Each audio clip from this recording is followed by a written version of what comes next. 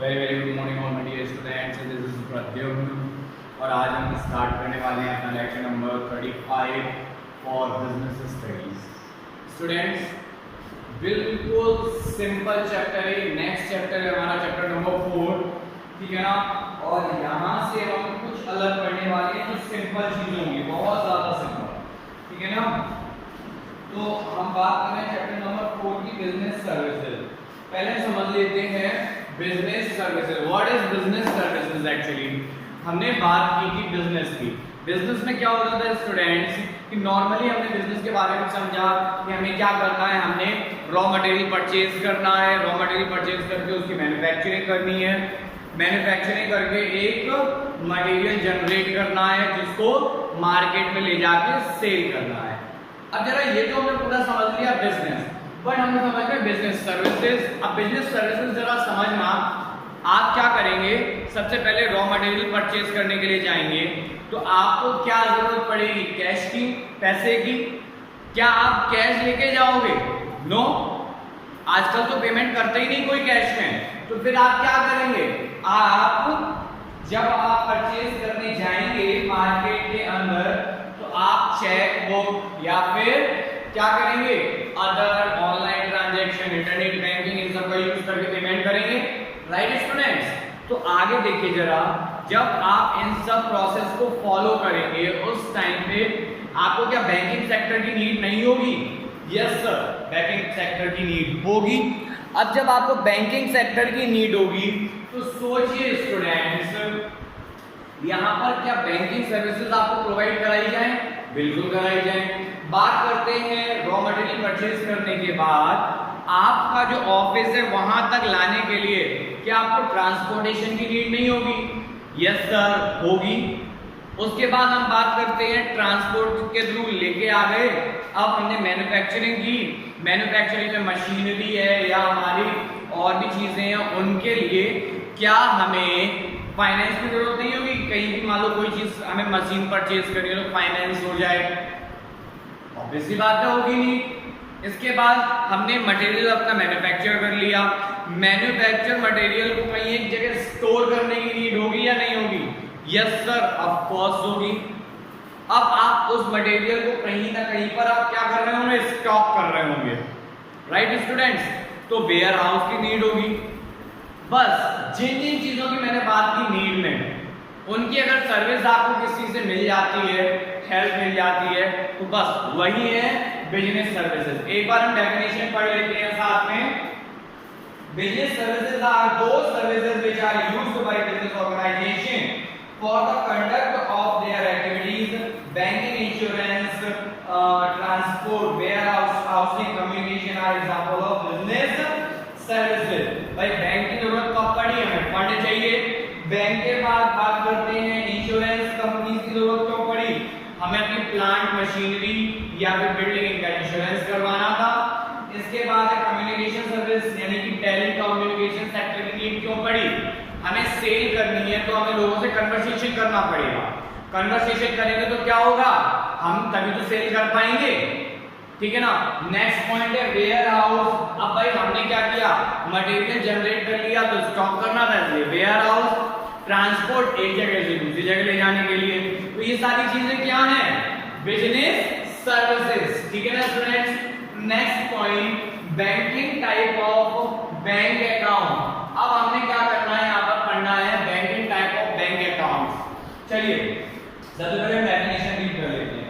A banking company in India is one which transacts the business of banking, which means accepting deposits of money from the public, repayable on demand and withdrawable by check, ठीक है ना, और otherwise. यहाँ पर banking की बात करेंगे तो बैंकिंग में सिंपली इसको समझिएगा, बैंकिंग क्या है? एक स्पेसिफिक जगह पर ओपन किया हुआ फाइनेंस का वो जरिया जिसके थ्रू बैंक उस एरिया के लोगों का अकाउंट अपने यहाँ ओपन करता है, उनकी छोटी छोटी डिपॉजिट्स को अपने यहाँ जमा करता है, वो बड़ी भी हो सकती हैं, और उनकी जरूरत के हिसाब से उनको निकाल कर पैसा उनकी डिमांड पर उन्हें प्रोवाइड कराता है। वही बैंक है, ठीक है ना, या फिर चेक पर साइन होने के बाद, उसको इश्यू करने के बाद पैसा प्रोवाइड कराता है, बस यही बैंकिंग सेक्टर। बाकी तो अदर और भी वर्क होते हैं बैंक्स के, है ना, हम उनके बारे में भी डिस्कस करेंगे, बट मेन चीजें मैंने आपको समझाई, व्हाट इज बैंकिंग, ठीक है ना। चलिए, यहाँ पर हमने कई पार्ट डिस्ट्रीब्यूट कर रखे हैं किन चीजों के, अकाउंट्स के। बैंक में भाई, बैंक में क्या होता है, मैंने आपको बताया, बैंक अपने आसपास के क्षेत्र के लोगों के क्या करता है, अकाउंट अपने यहाँ ओपन करता है। जो अकाउंट ओपन करेगा तो उन अकाउंट्स के क्या क्या टाइप होते हैं वो हम यहाँ से पढ़ने वाले हैं। Number 1, saving deposit account. Saving deposit account का मीन क्या हुआ, आपने अपनी बैंक में जाके एक सेविंग अकाउंट ओपन कर लिया। सेविंग अकाउंट मीन बचत खाता, अब समझ आ रहा होगा, यानी कि ऐसा अकाउंट जहां पर गरीब लोग या मिडिल क्लास लोग अपनी छोटी छोटी सेविंग्स को, छोटी छोटी बचत को ले जाकर बैंक में जमा कर देते हैं, बस उसी को हम बोलते हैं सेविंग अकाउंट। बैंक उन छोटी छोटी सेविंग्स को अपने कलेक्ट करता है और एक सर्टेन रेट ऑफ इंटरेस्ट पर क्या करता है, इंटरेस्ट पे करता है, ठीक है ना स्टूडेंट्स। चलिए, इसके बाद हम बात करेंगे अब current account deposit. Current account deposit की जब हम बात करते हैं तो करंट अकाउंट ऐसा अकाउंट होता है जहां पर एक दिन में बार बार ट्रांजैक्शन किए जा सकते हैं। जैसे कि अगर हम सेविंग की बात करें तो सेविंग में एक दिन में हम 10 बार डिपॉजिट और 10 बार विड्रॉ नहीं कर सकते। यहाँ पर लिमिट होती है डिपॉजिट और विड्रॉ की। क्यों? क्योंकि जब आप छोटी छोटी सेविंग्स को डिपॉजिट कर रहे हो, मान लो आपने एक दिन में 1000 रुपए डिपॉजिट किए, पर डे 1000 रुपीज डिपॉजिट करते हो, तो क्या आप 100 रुपए करके 10 बार डिपॉजिट करने जाओगे? नहीं। बट करंट अकाउंट की अगर हम बात करते हैं तो करंट अकाउंट में क्या होगा, आप बार बार डिपॉजिट करने जाओगे बैंक में। अच्छा, समझते हैं, जैसे हमने बात की थी सेविंग अकाउंट, हमने कहा मिडिल क्लास नॉर्मल लोग ओपन करवाते हैं। करंट अकाउंट कौन यूज करते हैं? करंट अकाउंट यूज करते हैं बिजनेस या बिजनेसमैन। क्यों? उनके बिजनेस में बार बार ट्रांजैक्शन होते हैं। मान लो हर 2-4 घंटे में वो 1-2 लाख रुपए का सेल कर लेते हैं, तो वो क्या करते हैं, अपने पास रखने से अच्छा बैंक में ले जाओ, बैंक में ले जाओ, ठीक है ना।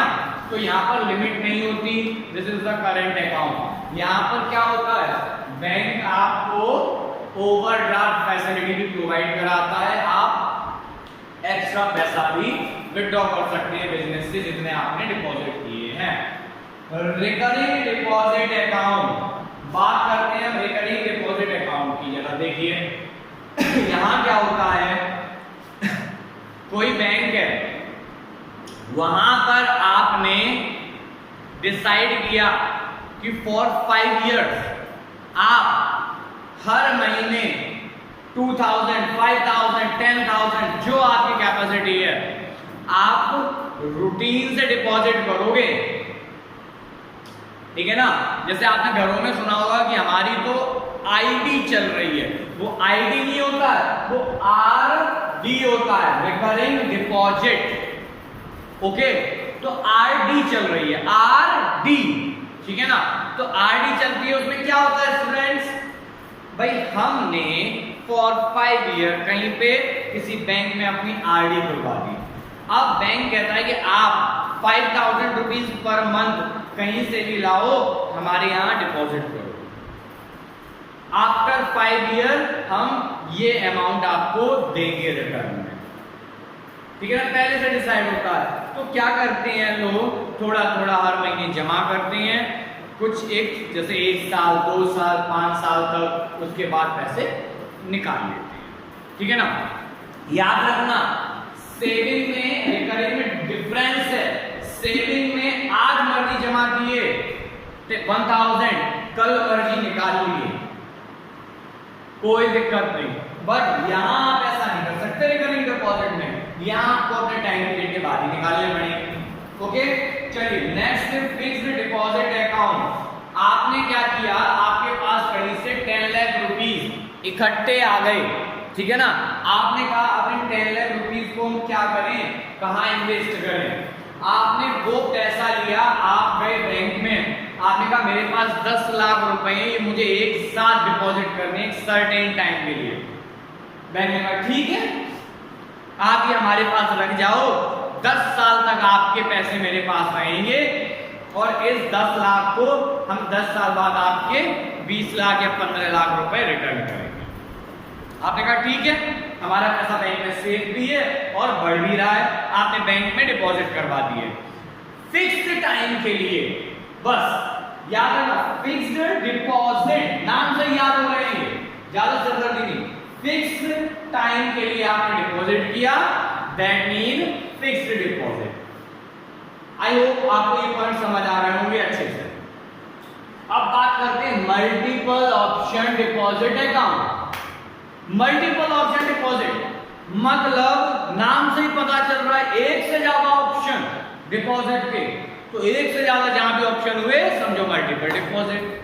अब सर ये कैसा होता है, आपने किसी बैंक में multiple option deposit account open किया, वहां क्या होगा, आपने अपनी सेविंग अकाउंट की, देखो सेविंग और फिक्स ये दोनों चलते हैं एक साथ में। सेविंग अकाउंट में आपने सोचा 10,000 से ऊपर जितना भी रुपया होगा ये सब फिक्स होता जाए, तो जैसे ही आपके अकाउंट में 10,000 से ऊपर लिमिट बनती है ऑटोमेटिक क्या हो जाता है, फिक्स होता चला जाता है। मीन क्या हो गया, फिक्स हो गया जाके आपके अकाउंट में। अब वो आपको जितने टाइम का आपने फिक्स डिपॉजिट करवा रखा था उतने टाइम बाद ही मिलेगा, वो पैसा आप नहीं निकाल सकते। लेकिन कभी आपके फिक्स के बाद सेविंग अकाउंट में अगर शॉर्टेज होती है तो आप एक चेक अपना काट के देंगे बैंक को, बैंक आपके फिक्स डिपॉजिट से कुछ अमाउंट सेविंग में ट्रांसफर कर देगा, तो सेविंग का बैलेंस हो जाएगा। अब बात आती है सेविंग का बैलेंस करने की नीड क्यों पड़ती है। याद रखना स्टूडेंट्स, सेविंग अकाउंट जब आप ओपन करवाएंगे उस टाइम पर हमेशा बैंक आपसे बोलेगा कि आपको मिनिमम बैलेंस मेंटेन करना है और this is the amount for your minimum balance. जैसे अगर हम बात करते हैं रूरल और अर्बन की, यानी ग्रामीण क्षेत्रों में 500 तक होता है मिनिमम बैलेंस, ठीक है ना, मेंटेन करना। यहीं से आप शहरी क्षेत्रों में जाएंगे तो 1000, ये गवर्नमेंट सेक्टर का। बट प्राइवेट सेक्टर की बैंक्स हैं वो ग्रामीण क्षेत्रों में, गांव के एरिया में क्या करती हैं, 1000 रखती हैं मिनिमम बैलेंस है 3000, और सिटीज में 5000 और 10,000 की लिमिट रखती हैं।